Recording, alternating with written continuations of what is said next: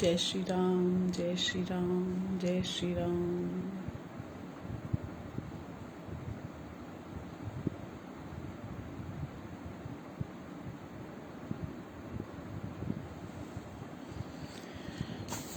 कैसे हैं आप सभी? अच्छे हैं ना? मज़ा आ रहा है? नई नई चीज़ें सीखने को भी मिल रही हैं और आम के आम गुठलियों के दाम, भगवान जी की भी बातें हो रही हैं और कुछ अच्छी चर्चा भी हो रही है, तो आनंद ही आनंद है ना? खुशियाँ ही खुशियाँ दामन में जिसके, क्यों ना खुशी से वो दीवाना हो जाए, है ना? तो ये खुशियाँ ऐसी हैं जो दामन हमेशा खुशियों से भरा रहता है। तो पहले हम लोग जो है ओम करेंगे और उसके बाद बाकी डिस्कशन करेंगे। तो आइए शुरू करते हैं। ओम।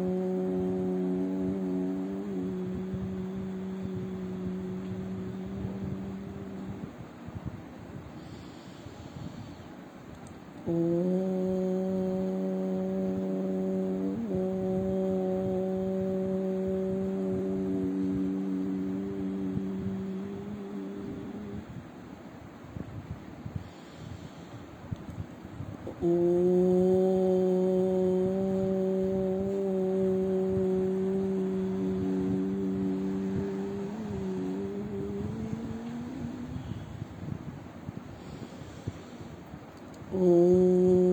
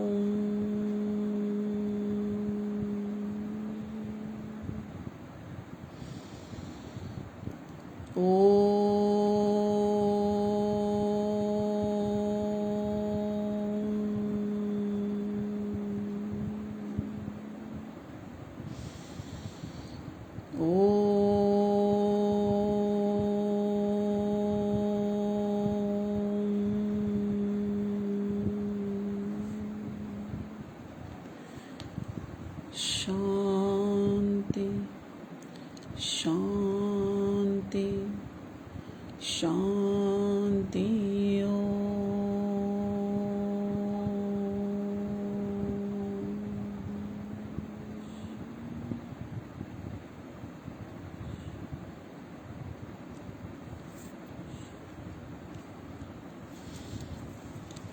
इसमें जो है हमने जो कल बेबी की बात करी थी, छोटा सा 8 महीने का बच्चा है, उसके लिए फिर से मन में भाव आ रहा था, तो भगवान उसको जल्दी से ठीक कर दे, उसके लिए भी प्रार्थना है। और 11 बार ओम स्पेशली उसी के लिए किया गया है। और अब हम पहले थैंक यू करेंगे, उसके बाद आगे की बात करेंगे। तो आइए थैंक यू करते हैं भगवान को, पूरे विश्व को, जिन्होंने हमें सब कुछ दिया है। और आज उन्हीं की कृपा से हम यहाँ बैठ के आप लोगों के साथ बात भी कर पा रहे हैं। तो thank you God, thank you God, thank you God, thank you God, thank you God, thank you God, thank you God, thank you God, thank you God, thank you God, thank you God. पूरे ब्रह्मांड को thank you, thank you, thank you.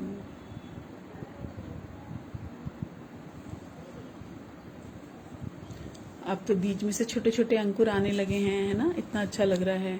और लोगों को तो सबसे अच्छा पता है क्या लग रहा है, लोगों को नींद बहुत अच्छी आ रही है। ओम का जो है सबसे अच्छा इफेक्ट आ रहा है कि नींद की गोली मिल गई है सभी को। तो अच्छी बात है, अच्छी नींद आएगी तो हम अगले दिन उठने के लिए, जब हम उठेंगे तो फ्रेश रहेगा, अच्छे काम कर पाएंगे, दिमाग भी हमारा अच्छे से चलेगा। तो चलो ठीक है, कैसे भी करके जुड़ते रहें। और जाने अनजाने में भी, जैसे कभी कभी हम लोग क्या करते हैं ना, कुछ पैसे हम कहीं कहीं पे रख देते हैं और हम भूल जाते हैं, हमें याद भी नहीं रहता वो पैसे रखे थे। लेकिन जब वो हमें मिलते हैं ना, तो एक अजीब सी खुशी होती है, अरे वाह, यहाँ से मिल गए, उस डब्बे के नीचे से मिल गए, उस पेपर के नीचे से मिल गए, थे हमारे ही लेकिन हमें मिल गए तो अच्छा लग रहा है। तो भगवान तो हमारे हैं ही, हम भूल गए हैं। तो थोड़ा थोड़ा थोड़ा थोड़ा जब हम इकट्ठा करने लग जाएंगे ना, तो हमें बहुत बहुत सारी खुशियां मिल जाएंगी। और वो खुशी अनंत अनंत होती है, और उसका शब्दों में नहीं हम बयान कर सकते। तो भगवान के तो शुक्राने हमेशा हैं और हमेशा करने चाहिए।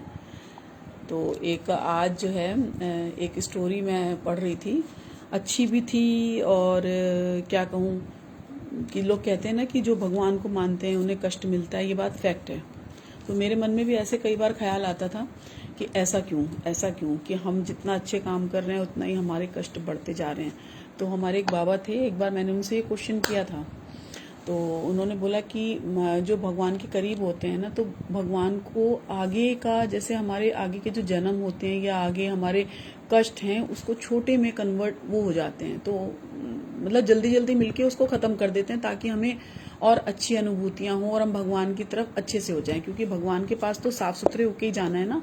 तो जो, और हर आज एक यूट्यूब में मैं देख रही थी, तो उन्होंने बोला कि सबके जीवन में पांच बार एक ऐसा वो होती है, क्या कहते हैं, ऐसी चीजें होती हैं घटित, जो अनएक्सपेक्टेड होती हैं, जो हम सोचते नहीं है लेकिन वो घटित हो जाती हैं, और उनको बियर करना बहुत मुश्किल होता है। तो ये 5 बार ऐसा होता है।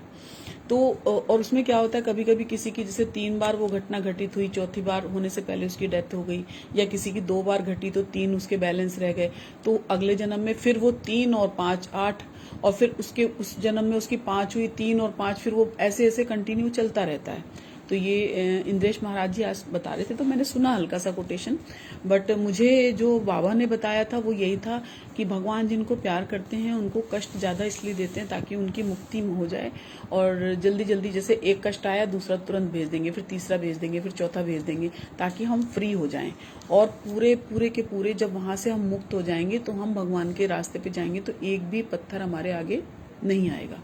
तो ऐसा वो कह रहे थे। बाकी तो मुझे नहीं मालूम इसमें क्या होता है, लेकिन ये सच है कि हम अच्छे रास्ते पे चलते हैं तो हमारी बहुत लोग टांग खींचते हैं, भगवान की तरफ से भी और नीचे जो दुनिया में रहते हैं उनकी तरफ से भी। तो कष्ट तो आता है, क्योंकि अच्छी चीजें ना जल्दी नहीं मिलती। जैसे कोयले की खान से जब हीरा निकलता है ना, तो वो कोयलों के बीच में होता है, लेकिन उसको कैसे निकाला जाता है, कैसे उसको निकाल के लाते हैं, फिर उसको तराशते हैं, फिर उस पर चोंट मार के उसको क्लीन करके फिर उसका मूल्य निकल के आता है ना। तो फिर जब उसका मूल्य निकल के आएगा ना, तब उसकी वैल्यू मार्केट में आती है। तो उसी तरह हम लोग के साथ भी होता है कि जो भी कष्ट हमारे पास आ रहे हैं वो हमारे ही तो अपने ही कर्मों का कुछ लेखा जोखा है। तो जब आँख खुले तब सवेरा। तो लेकिन हम जपते रहें, जपते रहें, जपते रहें। भगवान अच्छा दे रहे हैं, बुरा दे रहे हैं, वो भगवान बुरा तो भगवान देते ही नहीं है। जैसे माता पिता अपने बच्चों को कभी कष्ट नहीं देते, इसलिए वो परम पिता तो दे ही नहीं सकते। तो वो उनका तो कहीं कोई रोल ही नहीं होता। हमारे को आदत होती है कि हम आरोप लगाते ही रहते हैं हर वक्त, हमारे पास और कोई काम ही नहीं है आरोप लगाने के सिवा। तो ऐसे ही होता रहता है। लेकिन एक बार क्या हुआ, जैसे भगवान का नाम लेने की किसी ने कहा कि दो भाई थे। एक भाई भगवान का नाम बिल्कुल नहीं लेता था और एक बहुत लेता था। तो जो लेता था ना, उसके घर एक दिन साधु महात्मा संत लोग आए और वो उनकी आव भगत कर रहे थे। तो आव भगत करने के बाद उसका जो छोटा वाला भाई था वो आ गया घर पे, और वो ऐसे नाक मुंह बना के आगे जाने लगा। तो उसने बोला, ये मेरा छोटा भाई है, आप इसको भी आशीर्वाद दीजिए। तो उसने कहा, बोलो राम राम बच्चा, ऐसे बोल के बोला राम राम। तो वो उसने कुछ नहीं बोला, क्योंकि वो कहता था मैं भगवान का नाम लूंगा ही नहीं, चाहे जो हो जाए। तो उसने कहा कि इसको पकड़ के लाओ, तो इसको बंद कर दो, इसको कमरे में बंद कर दो। तो वो उसके साथ वैसे ही थोड़ा कठोरता से उसके हाथ पैर बांध दिए गए कि एक बार तो इसको राम नाम का नाम लेना ही पड़ेगा। तो किसी तरह करके उस साधु महात्मा ने उससे एक बार राम राम बुलवा दिया। अब राम राम बोल दिया, और उसको गुस्सा तो बहुत आ रहा था, पर उसे मजबूरी में बोलना पड़ा। अब क्या था, अब वो अपना जीवन यापन जैसे चला रहा था, दारू पीना, ये वो ऐसा कचरा पट्टी सब कुछ करता था। लेकिन जब उसकी मृत्यु हुई और यमलोक में जब गया, तो भगवान वहां पे जो उनके चित्रगुप्त थे, उन्होंने बोला इसका लेखा जोखा बताओ। तो उसने कहा इसके में तो सारे खराब कर्म ही हैं, एक बार इसने सिर्फ राम राम का नाम लिया है, तो क्या किया जाए। तो उन्होंने बोला क्या किया जाए, ये उनसे बोला, पहले दूध से बोला, फिर वो शिव जी के पास गए, फिर वो ब्रह्मा जी के पास गए कि एक बार राम नाम लेने का क्या फल होता है। फिर वो जो है विष्णु जी के पास गए। तो विष्णु, और गए भी कैसे, जब वो वहां पर पहुंचे तो उसको पालकी पे बिठाया किसी ने। आगे जो है ब्रह्मा जी चल रहे हैं, पीछे शिव जी चल रहे हैं, बीच में उनकी पालकी चल रही है, और विष्णु के धाम जा रहे हैं वैकुंठ में। और जब वो वैकुंठ पहुंच गए और वहां पर जाके बोला कि भगवान क्या किया जाए, इसको क्या, इसने एक बार सिर्फ आपका नाम लिया है, राम राम बोला है, तो इसका क्या फल होता है। जैसे कहते हैं ना, हरि अनंत हरि कथा अनंता, तो उनको एक राम नाम का बहुत बहुत बड़ा मूल होता है। तो उन्होंने बोला एक राम नाम से इसका फल ये देखिए कि ब्रह्मा जी आगे चल रहे हैं, शिव जी पीछे चल रहे हैं, और ये बीच में पालकी में सवार हैं और मेरे पास आके खड़े हो गए हैं। और इससे ज्यादा फल क्या मिलेगा। सोच रहे हैं, समझ रहे हैं आप कि इससे ज्यादा फल क्या मिलेगा राम नाम का, कि जो दोनों, जो विष्णु और वो हैं ब्रह्मा जी और शिव जी, साक्षात उनको लेके आ रहे हैं मेरे पास, और क्या चाहिए तुझे। तब उन्होंने नतमस्तक हुए कि एक राम नाम का फल कितना बड़ा होता है। ऐसे ही एक बार हुआ था कि तुलसीदास जी थे, वो राम नाम की पर्ची बना के लोगों को देते थे और लोग ठीक हो जाते थे कि ये जाके उसको दे देना, और वो ठीक हो जाते थे। तो एक बार क्या हुआ, किसी का बच्चा बीमार हुआ, तो एक लेडी थी, उसने कहा कि वहां पे जाओ और वो ठीक कर देंगे आपके बच्चे को, जीवन दान दे देंगे। तो उन्होंने बोला, सॉरी वो बीमार था, तो उन्होंने वैसे ही किया, वहां पे गए, उन्होंने दरवाजा नॉक किया, तो थे नहीं तुलसीदास जी। उनकी पत्नी ने दरवाजा खोला, तो उन्होंने बोला कि तुलसीदास जी कहाँ है, कहाँ मिलेंगे। तो उन्होंने कहा वो तो यहाँ नहीं है, वो तो मरकट गए हैं किसी की डेथ में। तो उन्होंने कहा अच्छा, मैं उनको कैसे पहचानूंगा। बोले आप काम बताइए। तो उन्होंने कहा नहीं नहीं आप बताइए, मैं उनको देख लूंगा। तो उन्होंने कहा जिसके चेहरे पे सबसे ज्यादा तेज होगा, जिसके चेहरा एकदम लाल होगा, तेज बिल्कुल अलग दिखेगा, वही तुलसीदास जी होंगे, आपको पता चल जाएगा। अब वो लेडी दौड़ती दौड़ती मरघट पे पहुंची और वहां पर देखा तो वहां पे जितने लोग खड़े थे सबके चेहरे बहुत सुंदर, बहुत तेज, बिल्कुल ओज से भरे हुए, बिल्कुल जैसे सूरज होता है ना लाल चमकता हुआ जब सूर्य उदय होता है, बिल्कुल वैसे। अब उसे समझ ही ना आए कि मैं किसको समझू तुलसीदास, ये तो सारे एक जैसे लग रहे हैं। तो वो परेशान हो गई और जब तक वहां से वो डेड बॉडी जलती, वो बेचारी अपने उनको लेके बहुत परेशान थी, बेटे को लेके, वो वापस आ गई और उससे उससे बोलने लगी कि ना कि मैं तो नहीं पहचान पाई क्योंकि वहां तो सबके ही चेहरे एक जैसे थे, मैं क्या किसको समझती कि तुलसीदास जी कौन है। तो उन्होंने बोला अच्छा चलो ठीक है, तुम्हें कुछ समझ में नहीं आ रहा तो कोई बात नहीं। उन्होंने राम नाम की 3 पर्ची बनाई और उनको दे दी कि ये अपने बच्चे को दे देना, बच्चा ठीक हो जाएगा। उन्होंने कहा ठीक है। अब जो है वो वहां से चली गई और चली जाने के बाद उसने, जब तुलसीदास जी घर पे आए, उन्होंने बोला कि एक ऐसे ऐसे आए थे, मैंने, आप भी तो यही करते हो, मैंने भी राम नाम की पर्ची दे दी उन्हें लिख के। तो उन्होंने कहा कितनी क्या क्या किया तुमने, कैसे दी? उन्होंने कहा मैंने 3 पर्ची दे दी। उन्होंने कहा 3 की तो जरूरत ही नहीं थी, राम नाम का तो एक ही नाम बहुत होता है अपने आप में, 3 तो बहुत ज्यादा होती हैं, और वो भी बच्चे को डोज दे रहे हो तो सोच समझ के तो देते। तो वो हो गया। फिर उन्होंने उससे ये पूछा कि आखिर वहां पर वो गए तो सबके चेहरों में वो रौनक क्यों थी? भाई सबके चेहरे लाल थे, सबके चेहरे से तेज निकल रहा था। तो उन्होंने कहा कि जब हम किसी की डेड बॉडी में जाते हैं या वहां का नजारा देखते हैं तो हमें एक्चुअल ज्ञान मिलता है, और उस समय हम संसार से बिल्कुल कट चुके होते हैं। तब हमें सिर्फ एक ही होता है कि हम आए हैं, हमें जाना है, भगवान एक ही है, हमको अच्छे कर्म करने चाहिए। तो सबके अंदर एक वैसा भाव आ जाता है सात्विकता वाला, और वो बिल्कुल ज्ञान की परिकाष्ठा तक पहुंच जाता है बंदा उस समय। और ये वास्तव में ऐसा होता है। आप देखिए शादी व्यादी में जाते हैं तो हम बहुत टायर्ड हो जाते हैं, एक भारीपन हो जाता है वहां से आने के बाद। लेकिन जब हम किसी की डेथ में जाते हैं तो हमें ज्ञान की अनुभूति स्वतः ही होने लगती है, क्योंकि हम वहां तक जाते जाते बिल्कुल शुद्ध हो जाते हैं। तो तुलसीदास जी ने उनको यही समझाया कि, और वो उनकी स्थिति जो तुलसीदास जी की थी वो हर वक्त रहती थी, इसलिए वो हर वक्त चमकते रहते थे। और बाकी लोगों की क्या है कि हम मरघट तक गए, वहां से आए, फिर हम अपने जीवन यापन में लग गए, इसका उसका तेरा मेरा करने लगते हैं, तो वहां से वो कहानी बिगड़ जाती है, हम फिर मैले हो जाते हैं। लेकिन जो संत होते हैं ना, वो हर वक्त शुद्ध होते हैं। वो नहाए ना नहाए, ब्रश करें ना करें, वो ऑल टाइम, जैसे सूरज है ना वो हमेशा चमकता है, भगवान हमेशा चमकते हैं, संत हमेशा चमकते हैं। और हमारे जैसे तो बहुत सारे आएंगे, बहुत सारे मिट जाएंगे, लेकिन हमें कुछ जो अच्छे संत हैं, देखो उनको आज भी हम याद करते हैं। तुलसीदास जी हैं, रैदास हैं, और आपका जितने भी बहुत बड़े बड़े संत हुए हैं, बहुत सारे नाम हैं उनको, मतलब शायद बहुत, आपकी मीराबाई हो गई, और ये आपकी जो वो थी शबरी हो गई, बहुत सारे ऐसे संत हुए हैं। तो वो इसलिए कि उनकी ऊर्जा, उनका अंदर जो तेज है, वो इतनी सात्विकता ऑल टाइम बनी हुई है, वो याद रखे जाते हैं हमेशा। हमारे तुम्हारे जैसे याद नहीं रखे जाते, जिन्होंने कुछ अर्जित किया है, जिन्होंने खुद तो पाया भगवान को, लेकिन बाकी लोगों को भी रास्ता दिखाया। तो ऐसे होते हैं अच्छे लोग और अच्छे संत, जो किसी के भले में भला करते हैं। तो बहुत सारे लोग मेरे साथ, तो बहुत सारे लोग जुड़े हुए हैं, उन सबको नमन है मेरा। और छोटी सी कोटेशन एक ये है, सुई जब अकेली चलती है तो उसका कर्म होता है सिर्फ चुभाना।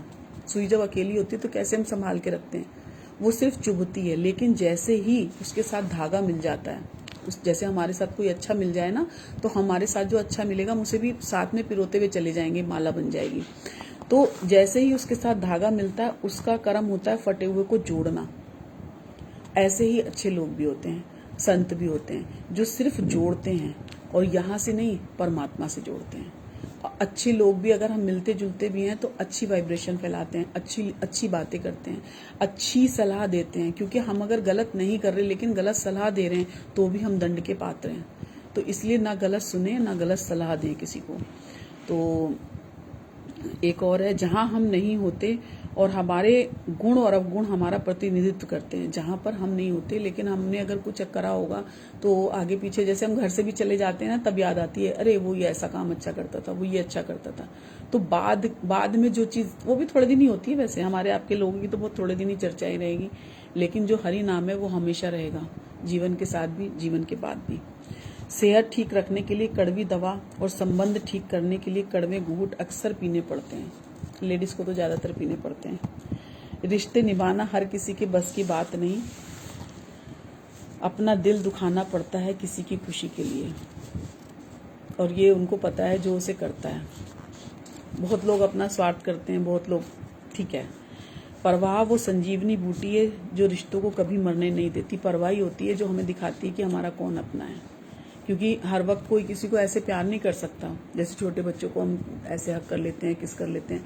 बड़ों के लिए क्या होता है कि अगर किसी ने उसके लिए केयर कर ली, पूछ भी लिया आप कैसे हैं, तो बस हो गया, ये प्यार है।